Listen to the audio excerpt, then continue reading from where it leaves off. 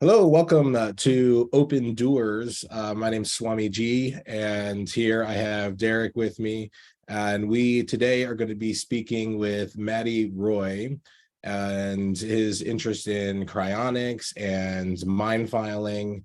So just really excited to have Matty with here and hear, his perspective, their perspective on, this amazing time in cryonics and the introduction and capability of really practical use of AI in building our mind files. So we'll I guess just let Matty give a quick introduction of themselves and how maybe they got interested in this topic. Cool, thank you. So when since I was very young, I've been afraid of dying. And maybe like 6-7 years old, at first I conceived of my own death. And I thought there was nothing that I could do about it for the most part. I only heard about transhumanism like maybe around 17 or 18 years old. And then I got into I was interested in learning more about the human mind. So someone referred me to Les Wrong. Then I discovered more about like cryonics and AI and long-term future of AI. And and I saw that Eliezer was signing up for cryonics, so I started investigating cryonics more. And then I tried to pitch it to my family. I wanted to like all sign up together. But I mean, it didn't happen that way. A few people were interested, and since then I've helped I've worked for some cryonics organizations in the past. I'm still involved as a co-trustee on Stasis Foundation. I'm currently working on OpenAI, and I'm focusing my career on AI, but I'm still interested in helping cryonics, and I've been life logging since 2018. I started it's something I had been thinking for like a year. I heard about people in the cryonics community like life logging, and I thought like that was weird, but like the argument made sense. I couldn't like really see I couldn't see arguments against like keeping life logs as an option for my values. So I gradually started life logging more and more, and I've pretty much been life logging 24/7 since 2018. That's great. And I share, I think, a similar story. I had a very intense relationship with my understanding of death, I would say, at very much a similar age. And I think, we all just have moments where we come to certain realizations. And then some of us maybe a little bit more fixated than others on certain issues and problems. But I certainly remember at about the same age, a time that I was very fixated on the concept and the reality of death. And, and that has certainly, I think, kind of colored in, my path in a similar way. But I feel that most people, that I see have this conversation when they're confronted with it. It's much more of an end of life, or perhaps like, a life scare opportunity. Maybe they got cancer and that just opened their eyes to, hey, like, I really don't want to die. Versus, it's very abstract for an 8-year-old to be, so deeply pondering, because it's really not relative. There's no threat to them, really, in the same way that when someone's 65 and they're like, all right, how am I gonna, negotiate this, right? So I'm really interested, kind of to explore in this conversation, from your perspective, from someone who is younger, who is doing this with a lot more time to plan out and to prepare themselves, right? Versus someone who is being confronted with this kind of on more or less the retirement or the deathbed. aspect. So yeah, how do maybe if you're comfortable, talk a little bit more about how like the conversation with friends and family has been for you. So yeah, so I'll share like a bit about when I was young and then more recently. And like when I was young, my mother was trying to help me, like support me emotionally, like and she was like I remember a few things that she said, and one thing was like, oh, if you eat healthy, then you will live longer. And she was like, you'll live 85 instead of 80, maybe. I don't know if that's what she said, but like that's what I understood. And I'm like, what? I never want to die. You're offering me 5 years, like that. You're not understanding what I'm saying. It's not worth And asparagus. 5 years is not worth asparagus. Yeah. I mean, yeah, I think the main advantage. I mean, living more years is nice, but I think the main advantage of living 5 more years is like increase your probability of reaching longevity escape velocity. So yeah, uh, so 5 more years might actually be like a lot more than 5 more years. Yeah, in that sense. Um, and yeah, she also like asked me like, oh, do you want to see like a therapist? And I'm like, is the therapist gonna help me like solve death? Because I don't need help solving my fear of death. That's totally fine. I want to keep that. And I've actually like didn't experience the fear of death for a few years in the past years. It was really weird. I was like, yeah, this is weird. I've always in my life every month I more or less like experienced like had a strong episode of like fearing death that might last like minutes or 20 minutes or something like that. But I've had one recently for the first time in many years. So that was interesting, like to like re-experience. Um, yeah, when I was like getting interested into cryonics, I was like, yeah, I know like other people like they don't share with their family the weird things that they're doing, and then at some point they feel like the person they really are and the person their family knows is like diverging, and sometimes they will like come out about something and then that they try to close that gap, but the longer they wait, like the bigger the gap. And I'm really proud of like never having like let that gap like really widen that much. Yeah. So like early on in Cryonics, I was like, well, if in 5 years I'm like, yeah, this is super important, and I should do this. Like I'll look back and I'll be like, oh, I should have made this journey with my family. So like really early on, even when I was investigating like this, I was trying to include my family in the investigation of like, yeah, should we do this? um, and I went to travel with my grandfather, and I was like, oh, let's stop in 2014, I think, something like that. We stopped by the Cryonics Institute, and yeah, my grandfather was engaged. Like he was asking questions. Um, I think he's seen a lot of like scams in his life, and he's been like, so like because of all like the dishonest people that he met in his life, he became like very distrusting of people like really easily, like and I think that's one of his main like fear at that time, like um which is yeah, too bad. Like part of me want to blame like all the people that made him like develop those this model of the world. Yeah. um yeah, I wanted also to be careful to not like overwhelm my family with like, I know like some people are really passionate about cryonics and they're like they will anything you talk about they will find a segue to cryonics and they'll talk to you about cryonics like all the time. I'm like, yeah, that's probably like not a good approach. so yeah, I revisited it. So I talked about them, like I answered their questions, and at first I was like, someone asked me a question like a second time, and I'm like, I already answered that question. But like later, I was like, no, that's silly. Like it, they are genuinely open minded. My family, like they are genuinely asking me like questions, and yeah, they just didn't understand the first time I explained it. That makes sense.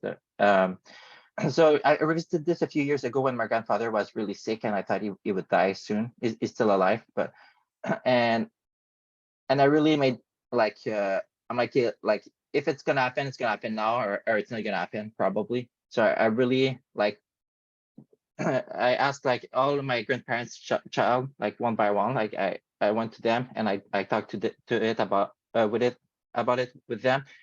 And I'm really like, I think the idea, like, given like I had brought it up like years ago, like it was a little bit more familiar. And that time, like I feel like they really engaged seriously, and they like really valued. They're like, oh, you're really caring about your family. Like even in the end, my grandparents decided not to sign up. Like they saw that I was caring, and they really engaged seriously and were asking me like real questions and really thinking about it. Yeah, seriously. So I really appreciate that. And I think their objection is like reasonable. Like it's not something that is completely wrong. Like, oh, maybe I'll experience pain when I'm and like cryopreserve. That seems like pretty much all the scientific community agrees that that's not really a risk. There are other things though that like are a real risk. And yeah. Yeah, that's great. Fascinating story. And thank you for sharing, that perspective. It's very interesting for mine as well, because one, I have family members who are very involved in the cryonics and, radical longevity. And I have family members who are completely disengaged. And not only that, I am the bridge between, my siblings and my parents, and then my kids.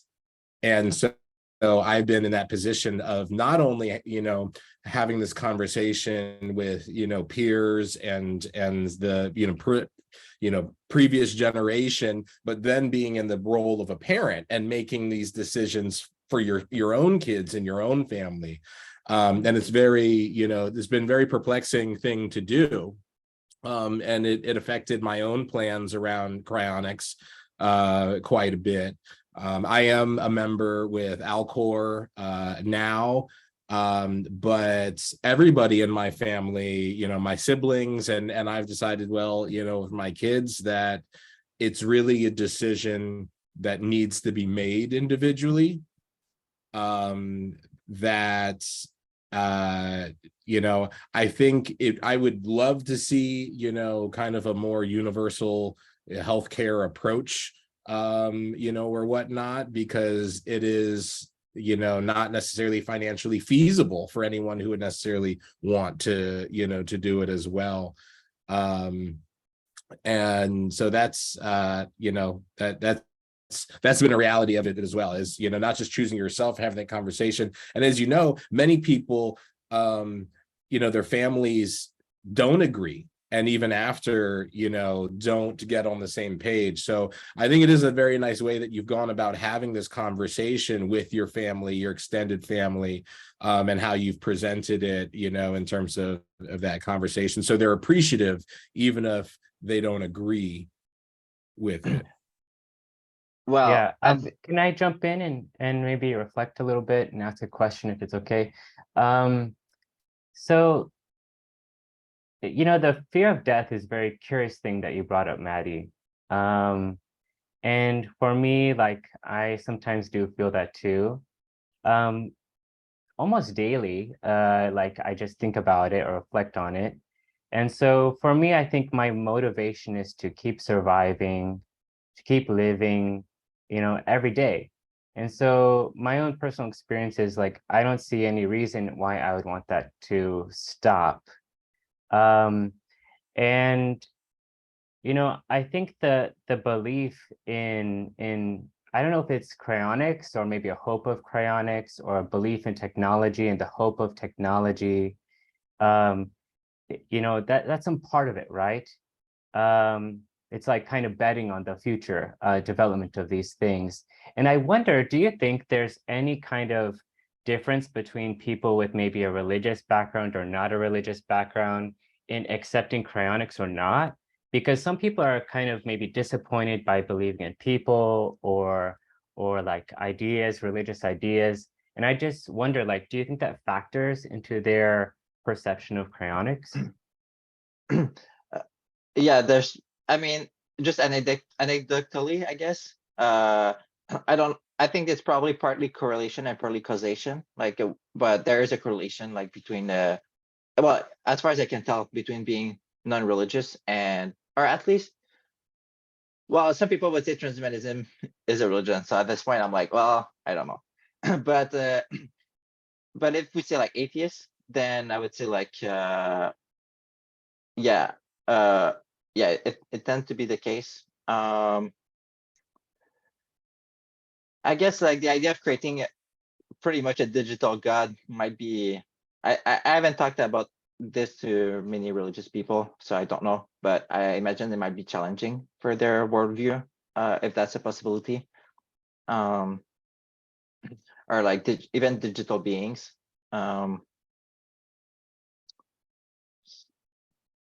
Yeah.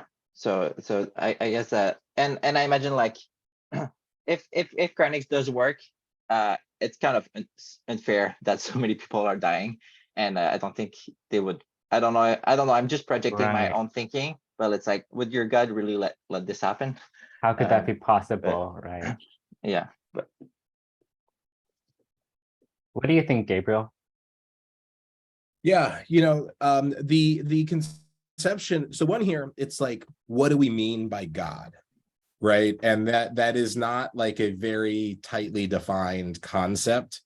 And so in some aspects, we are meaning like the when we say things like this, like there's this huge gap between what you believe God is and what they believe God is. And then we're both using this word, right? And there's this huge gap in between what we mean. So for some people, God is, this metaphysical force, beyond the laws of physics, beyond time and creation, nothing that you could prove existed or not. And for other people, God is more of a, demigod deity, greater and more powerful than humans, but still somewhat bound by the laws of physics, is more or less immortal, but could be banished or some like, there's these different spectrums of what we really mean by God. And that really makes it hard to explain, like, wait, well, what are we doing, right? So a super powerful AI would be indistinguishable from godlike powers, godliness. It would be such, a bright shining object that most people would worship it, right? And so that's another thing, is like, what do you worship, right? Now, does worshiping something make it a god? Well, in some degrees, yes, because you're worshiping it and it's the center of your universe, right? But on the other degree, like, no, it's just a golden calf of sorts. And to a degree, AI is a golden calf of sorts, certainly, right? And so to that degree, we are, building, this, this godlike, thing. That's not really, I mean, for me, that's not, I see God as existence, not an existent thing. So all of our interconnections, is godliness. What we build, our society, our civilization, right, is God, right? I don't believe in anything metaphysical past that. I think God is the sum of existence. But that's, kind of my personal, take on it.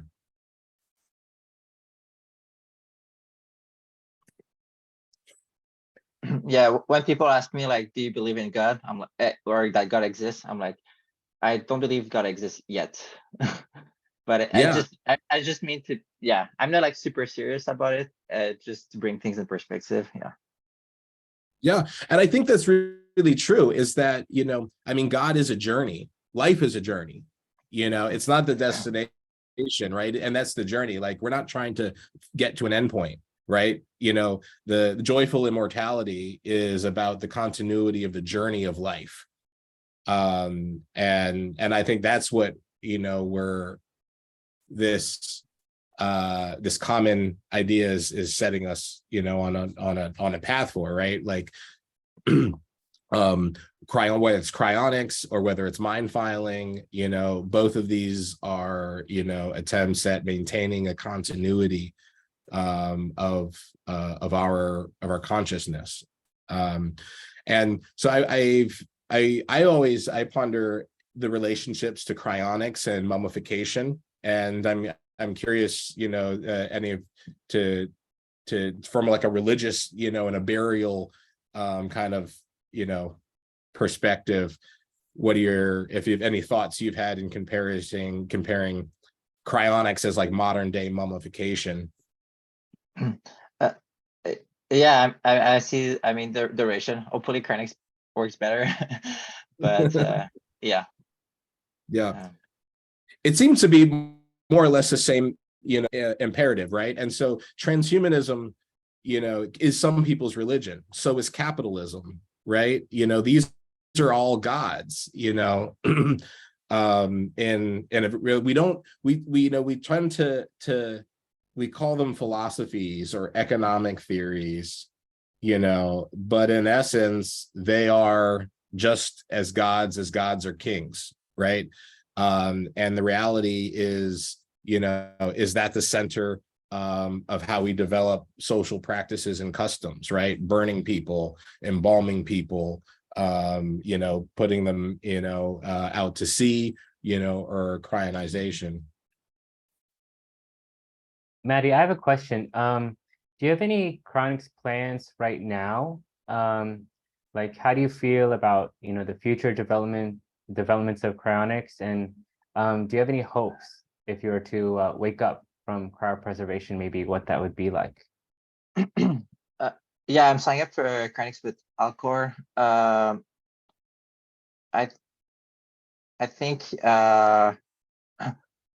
I've recently like a slightly lower priority of Cryonics because of shorter AI timelines. I feel like AI is going faster than I predicted. But yeah, I think myself think Cryonics is like a high priority for, and I think I would like to see. I like the research that Nictome is doing into using their LDI stabilized cryopreservation. Seems to produce like high quality and demonstrably high quality, like you can scan and see the connectome. I would like to see room temperature preservation, both because it would probably like significantly reduce the cost to not have to put so much money to just maintain the liquid nitrogen indefinitely, and also more robust, like you don't rely on like an error of someone, like a system failing or like the organization not succeeding at maintaining the liquid nitrogen. And there's promising research avenue like in room temperature preservation. So I would like if it got more funding. And yeah, we're going to be able also like otherwise like scaling the storage space would also help with reducing storage costs. And yeah, in terms of revival, I've thought about it a little bit. Like I feel like I'm probably going to be off. Like any prediction that I make is probably going to be wrong. Yeah, but the way I like to imagine it, and it might just be like an anchor, like I'm not sure if it would be actually like that small way, but I like to imagine like being waken up in a familiar environment and gradually like speeding up through the technological development that happens since my death, like at a rate that I'm comfortable with, kind of, and like being explained like reliving history like on speed up until I catch up to the current time. And then there's the question of like, will we revive like all my past self? Like if my like what the person I was when I was 2 years old is probably mostly dead. At least like it seems plausible like that. Upper further introspection, that would be my philosophy of identity, will be like, yeah, part of me died constantly, and there's like we're all similar people, but yeah, maybe we want to revive like all of those people. And then how do I integrate like all my life logging, like how do I want to reintegrate them into my own mind? Yeah, I feel like those are also like big questions that are going to be solved like before or just after my revival, I guess. I like that something you said in there. You know, we have this concept of like when you die, your life flashes before your eyes. But now I'm imagining like at reanimation, like then like all this like your life flashes, and like right as you wake up, like your first breath is like this quick like oh my God, like that, like, and now you're kind of reincarnated into you know, a new round. That's it. That Nice. would be pretty fun. Yeah. Yeah. Well, I want to let's switch you know, kind of tracks and move away from cryonics and talk a little bit more about the life logging, mind filing, or you know, whatever people like to call it. And so, you know, this is something that I understand from earlier. You know, had the interest in this topic. You got looked into cryonics. Through cryonics, you discovered, you know, life logging, probably through something like Life Pact and some what other people were doing. And that's probably what, you know, ultimately led you to TerraSem at some point. But you know, how has that you know, came about for you? What are kind of your influences, and then what have you developed as kind of rituals or practices, you know, tools, and just kind of how you think about what data is important in that? Yeah, I think I don't know exactly when I first conceived of the idea or read about the idea, but when I went to the 10th and 20 Cryonics gathering in 2018, I think before then, I think I met two people signed up for Cryonics before then, and then at that conference I met like 50. Um, and yeah, and then I met two people there that we did. I wanted to do a road trip, and two people there are like, "Oh, can we join you?" And I was like, "Yeah." And we did a road trip that summer. And then first we passed in front of TerraSim. Like I didn't know TerraSim at that point, but the person I was traveling with knew about you, and maybe I heard about TerraSim before, but I didn't really know about it. And no one was there, so we just saw like the building, and we kept going. Um, And I think at that conference, I heard that like in the previous years there were life loggers that came to that conference. I think it was the head of Carus. I forget his name right now. And I think Alexei Turchin, and Alexei Turchin. I don't know if I'm mispronouncing his name, but he wrote a lot about it, and like I guess he was an influence. Like I checked his stuff. He was like the most extreme life loggers that in my awareness, like um and I talked about it with a friend, and I think it took me, I don't know how long it took me, like I think I thought about it before, but yeah, during the full travel I was like, we road trip the full summer, I was like, oh, I wish I was recording, and then at the end I was like, oh, I can just audio record, like I should just do that. I started audio recording on my phone 24/7, and I gradually like improved my setup. um at first it felt really weird. I'm like, yeah, I guess I'm gonna audio record, like, and I also like I was afraid of if I would lose friends. Like if I would have friends, I would be like, no, I don't want to be recorded 24/7. Like what I was like, oh man, how am I gonna navigate this? At first, actually, it wasn't quite 24/7. I think I wasn't recording my family at first because I was like, I don't know yet how I'm gonna navigate this with my family. Like, and I feel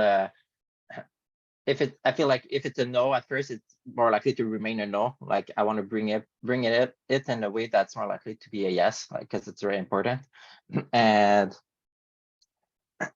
yeah, I think almost all my friends, like they were like a couple of people that like I can only think of 1% that was not okay with it, like that. Yeah. And yeah, everyone else, like at first I was making more exceptions. I was like, okay, someone wants a conversation not recorded, I'll do it. And then I gradually like increased the bar for like, okay, no, I'm just gonna leave. um yeah, and all my family was supporting this.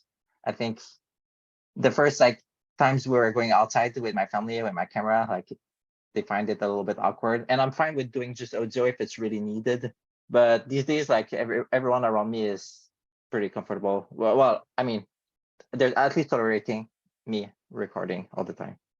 Yeah. Are you still, just using your phone? What type of devices and then and I'm really curious. I mean, I think that a lot of people who would be curious about this, how do you go about collecting? And then also, how do you store and like sort like all that information, right? Yeah, I do like organize my files and sort, like I'm mindful about it, but also like the main value that I get from it is the value I'm going to get in the far future. And I think like this kind of problems will be easily solvable at that point. I'm using a GoPro Max right now. It's a 360 camera, and it's very expensive if I would be video recording all the time. Video is very expensive, so I tend to do time lapses along with the audio device. So on my computer I have iSpy. iSpy allows me to do time lapses with the audio track on top of it. GoPro Max doesn't allow me, so I'm tracking the audio separately from the time lapse. Like I don't do, if I'm just at my computer, I already have my webcam like doing the time lapse.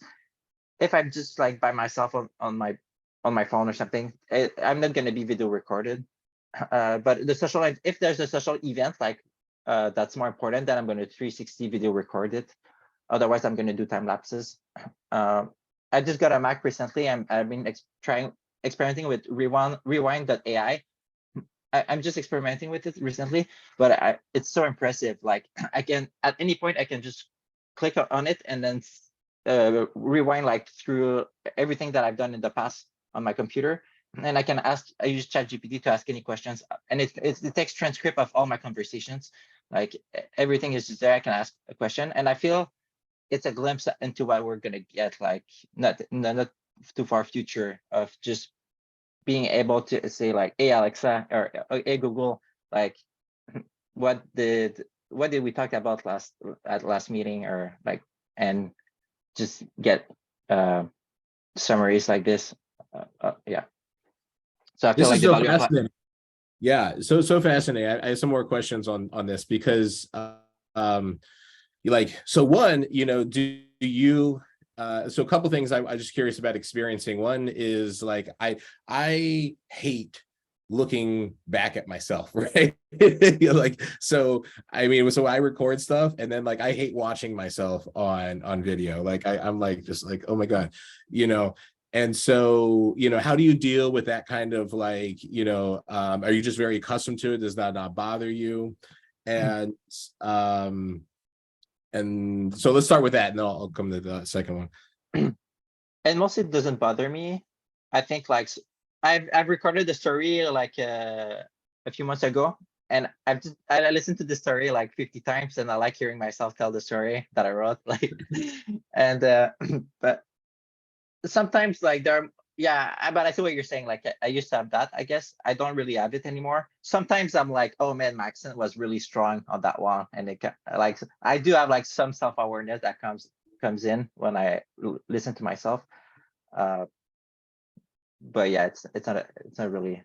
Yeah. And then the other thing is, do you have maybe stories where like your felt memory is different than the recorded memory?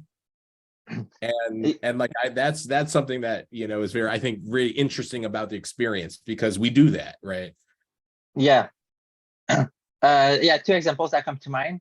One was actually one that experience that I've had a few times, and even just by Facebook Messenger, like I recheck the Facebook Messenger conversation later, and the emotional like impact is really different. Like, and I feel like it's probably the same for all participants of the conversation. Like, there's so much context in the moment that we're holding, and once you really listen to it, like that context is not there anymore. Yeah. So yeah, it's like in the moment it might feel like a long conversation, and like I'm really like aware of all everything that's going on, and then I listened to it and it was just a short conversation, but it was just like I important, and like I stressed that like that's not how I felt. Yeah. I remember like one time I was telling my roommate like no, that's not what I said. Like we can re-listen to the audio right now, and we did, and like I was wrong, yeah. And I was like, holy shit, what the fuck? Yeah, yeah. It is very interesting how that can happen. And I know, I mean, one thing for me, because I had, some head injuries and I've experienced amnesia, and I think that was I was pretty young, and so it was just the experience of that got me caught in and being like, wow, like, you know, we're almost like we can be different people within ourselves, right? And so I think on that, something I've been thinking about is this another similar kind of phenomenon, is that we can make decisions like at one point in our life, and we are kind of a different person at a later point in our life, and there's some of the long-term decisions that where, it could be kids or debt or something, and it's just like, it's a decision that like and often we make decisions because we're so disconnected from this person of the future, right? Because we don't really associate ourselves with this person 25, 50 years. We're making decisions that are best for us right now because this is us. How do you reflect that, life logging and cryonics, affects your decision making, your family planning, your whatever? How do you feel like you maybe would have made different choices, or how has this maybe, kind of guided your life choices? Yeah. Yeah, sometimes I look back at like things I wrote a while ago, and I was like, oh, I really had this idea like X years ago. Like I thought I just rediscovered something recently, and yeah. I try to like not let life logging impact how I live my life. Just like the uh, quantum experiment, where you're like, you don't want the observation to disturb the experiment, or I'm like, Yeah. or whatever scientific experiment you're doing, actually, like you don't want the fact that you're observing the experiment to change the experiment. Like I want to record my life. I don't want to record my life that's distorted through knowing that I'm recorded. Like it's I do change some behavior. Like I do have a very high bar for things that I'll do that where live logging is not allowed. Like if there's an event where I can't live log, like my bar will be really high for me attending this event. The Cryonics gathering was one of those exceptions. It's like, well, it's not. It's the last event I would expected. Like kind of expected to have this requirement, but yeah, the teens and 20s Cryonics gathering is not live logging friendly at the moment. Like during the main events. So I've just been taking a lot of notes, and yeah, I couldn't even take notes with my computer, so I was just like taking I just did like maybe 20 pages of notes during the event. Wow. Old-fashioned life logging. Absolutely. Yeah. I think, art and just, all of these things, authoring of self and recording of ideas, expression, and recording are predecessors to life logging. And we're journaling, scrapbooking. I think that these are all just components of what, now that we have social media technology and all of these things that we can pull together. I have a question for you, Maddie. So as of this date, iOS 17 public beta is out, and I noticed they added a digital legacy feature. So in the case of a person's death, they can essentially like will their data to a person. So what do you think about, that? What do you think about its use in the future? Maybe if you were to unexpectedly pass away, which of course is not what we would want, or if you come out of cryonics, or if you're using your data and you're still alive in the future, what do you think about this idea of, you know, willing your data to someone else to preserve it? Yeah. um I've been thinking about it also like a lot, in me like owning a lot of other people's data. So I'm their custodian, like by life logging. I guess, yeah, I there's definitely a risk. I like when I was talking about real good cryonics objections to cryonics are life logging. I think that's one of them. If you so like, yeah, I don't know who will be able to like have access to my mind and recreate my mind, multiple copies. And right now, like I haven't like right now in the short term, like if I die, like my siblings are gonna inherit my data and are gonna be responsible to keep my data, and maybe they'll decide to change, and then that is gonna be up to them. Like maybe they're gonna transfer responsibility to Alcor, or yeah, I've not figured it out like longer term. Yeah. Maybe we would have AIs that are good enough at representing us even when we're dead. I don't know. And as for like being the custodian of other people's data, I'm like, there are people that I've met after starting life logging. So everything I've ever told them has been recorded. Everything I know about them has been recorded. So if we have a super intelligence, they just using my data, they could recreate someone that's indistinguishable from the original from my perspective, not from the perspective of other people they've talked with or their own perspective, but from my perspective, it will be indistinguishable. So I can recreate like my full world just with my brain, basically, like, because everything I know about everyone is stored in my brain. and that seems like, I don't know to which extent it's them, but I feel like I'm like, at which point do I need their consent? And I don't know, but I've been asking people like, can I've been asking, especially some family members, like, can I recreate you from digital footage?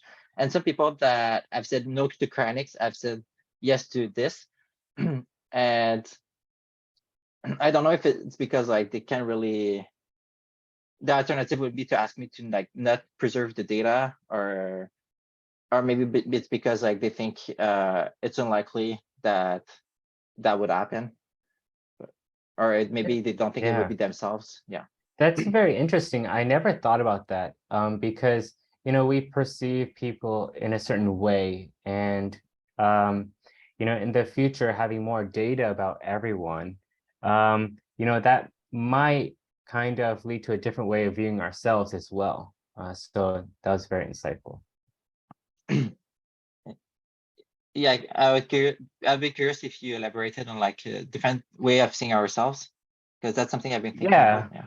right. Because I may have a certain view of my wife, for example, and I typically see her emotions and the way she talks to me, the way she reacts to me through like a certain filter, and then I respond in a certain way to that.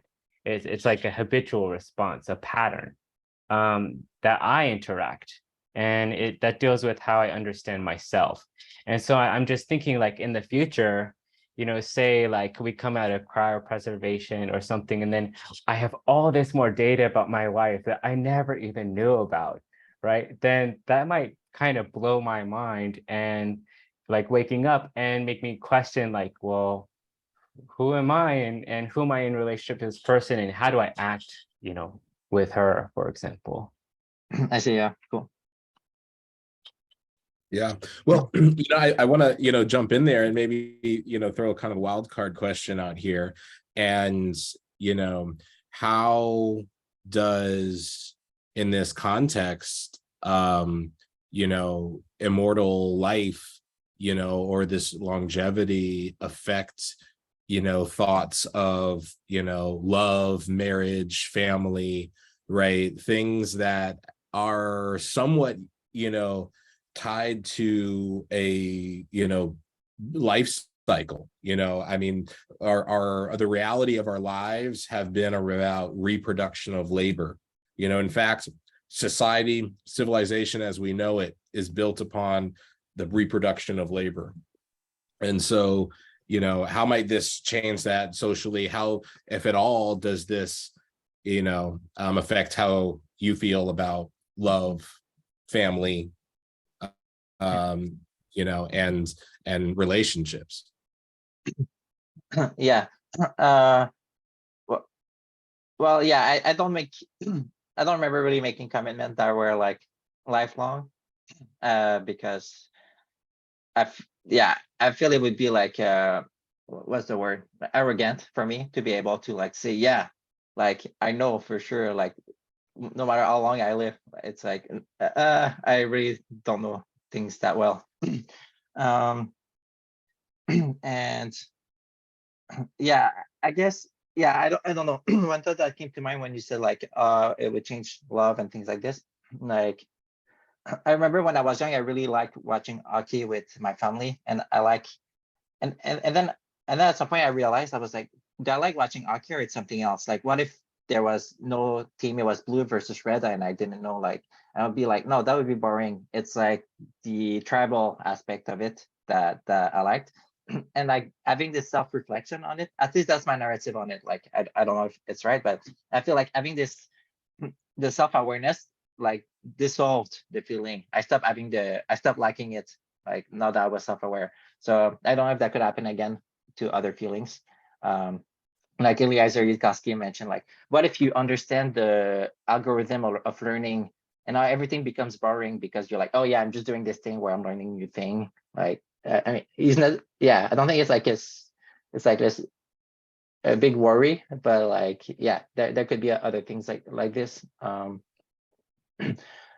As for like how it impacts me, like right now in the present, I guess I guess like I do have I do try to, ideally I would be surrounded with other people that are into cryonics and life logging, because I would like to maintain those relationships into the future, and like limit the amount of they are not only like do they record, their brain records information about me that I want to keep for myself, but also like the relationship that I would like to preserve. So that I guess that influences like not, not anywhere 100%, but that influences like relationships that I form.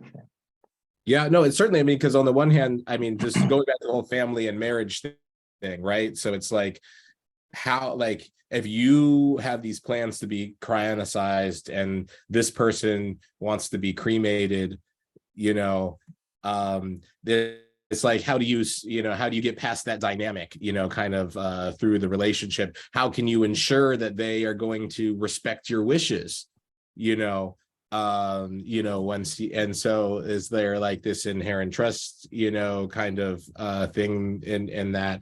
It's interesting because, you know, I've been around pondering this issue almost like my entire, you know, aware life. And I have my parents, you know, are people who are extremely committed, you know, and want eternity together, you know. But on the other hand, I mean, I do have 4 kids, but I had a very brutal, vicious divorce.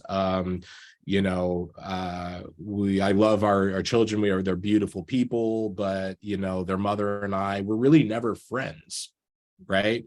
And so, you know, for my reality of building a family or whatnot, you know, is or was much more kind of pragmatic, you know, like this is like, yes, a man and a woman make children, you know, and but like when we were done making children, you know, we had nothing, you know, to continue to cooperate, you know, over, right? And so, and I think that this was part of, again, along the part of my struggle, you know, with coming and enacting, you know, cryonics, because like, how can I choose this when I have a wife and kids, you know, like who aren't necessarily, you know, choosing this, right? And so it's very complex, you know, to navigate. And again, you know, we have this "to death do us part," you know, kind of meme in relationships. this blows that up, right? Like, what if you take, that off the table? And I think that really changes a lot of people's, approaches to that. So thanks for being open and sharing all these, these concepts out here. Yeah. Yeah, like I have my partner had a child from a previous relationship, and I'm like I'm their parent at this point. And but I wasn't, so I didn't raise any kids from birth, but I was always imagining, like, if I would raise a kid from birth, like what how interesting it could be to have your life log 24/7 from birth. Like, yeah. Yeah. You just sparked something for me that I want to just throw out here, which is like taking this all together, right? Cryonics, love, children, reproduction of the species. Aren't we all already doing this through like in vitro fertilization, right? We are freezing eggs, bringing them, reanimating them, and like having children in the world, right? Like, this is going on. And isn't that like cryonics? Like, I mean, and shouldn't that, if anything, like, if you went through that, why would you not go through cryonics? And I know you haven't gone through that, but just kind of following that argument, I'd be interested to hear your reflections. Well, I mean, I don't think that people are incoherent for wanting one and not the other. I think it can make sense. Like, I mean, they didn't decide to get the. I mean, a cryopreserve has like 8-cell being, and even the 8-cell being, most people don't even see like much more developed like embryos or fetuses as people. So I don't think like the person I was when I was 5 days after conception I don't think that person is still alive. I don't think it was really me. It was something else. Even though we share like a continuity. Yeah, I forget. I wanted to say something else. Yeah. Yeah, I just yeah. Derik, yes. What do you guys think about, this Oh, like meme? Maddie, do you remember? Yeah. Okay, go for Sorry. it.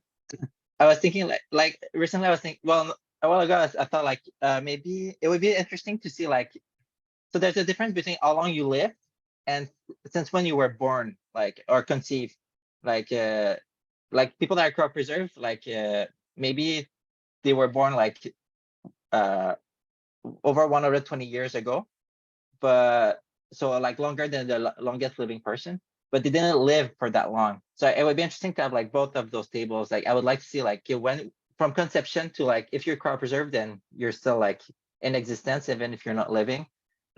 So yeah, I'd be interested of building this kind of table. Yeah. So the kind of like meme that I was thinking about is that some people say like, well, you give birth to your children and that's how you live on. Like, even though maybe you die, like you live on to your children and you raise them, and that's how like you continue your story in humanity. So what do you guys think about that meme? Because for me, it's a little bit cringy. I mean, I can see what it means, but I also feel a little bit uncomfortable with that. Yeah, I mean, at the end it bottoms up down to like values. So identity is not like, I don't think it's like a well-defined concept. Like, different people will, it's what are you valuing? Like, when I say I don't want to die, like if I replace my ends with another end, like, am I dead? No, because I don't identify with that. So it depends what you're identifying with. But I feel like it's probably a coping mechanism for most people to say that. But I think maybe it's also something that they generally value, might be more than you and I value. Yeah, for me that doesn't claim any Like a legacy or something. Yeah, yeah. I do see like death as a spectrum, but like for people to remember me, that's like I'm more than 99% dead probably at this point. Like, yeah. What do you I think that's Gabriel? yeah. That I do think that there is an aspect here where we talk about, like art on a cave wall or journaling, that child rearing is, a foundation of what we are evolving now into life logging, and even this concept of like personhood, right? That, our body gives birth to this other body, we give that body skills when we train its oral history. It's like, the next generation, and it comes along and maybe evolves upon us. And so, I think very much that these databases are, in essence, meta children, right? And in many cases, some cases more than others, Thomas Jr. and Thomas II, and right, like some people are very quite literal, and like children, like just being like, an exact almost replica, of the ones before them. It's interesting. I mean, for me, because I come from almost like the total opposite, like my family is incredibly diverse. Nobody lives in the same town as the generation before them, and so like there's no consistency throughout generations on either side of my family for multiple, 4 or 5 generations as far back. And then, you meet somebody, it's John Smith the Fourth, right? And it's like, so both are very possible. And I think that almost there may be something in the fact that in a diversifying world where you have less assurance that your children would be like you, that there is more of an incentive or desire to create this digital replication, or somehow otherwise project your legacy, because increasingly you can't or don't do that through just simply having a child who replaces you in a line of blacksmiths or something. Yeah, I like imagining like super intelligent AI having access to all my history. It's, yeah, I don't take much comfort into it, but that seems non-zero value. Yeah. Yeah, so that was just, I think it's a great place to end. We're coming right up at the top of the hour. So I think this was a fascinating conversation. I want to thank you again, Maddie, for taking the time to speak with us. Derik, also for helping me put together the Open Dewars podcast. Looking forward to many more conversations. And if I would say, Maddie, if there's someone in the world of cryonics that you think that we should talk to next, who is someone that you think that you'd recommend?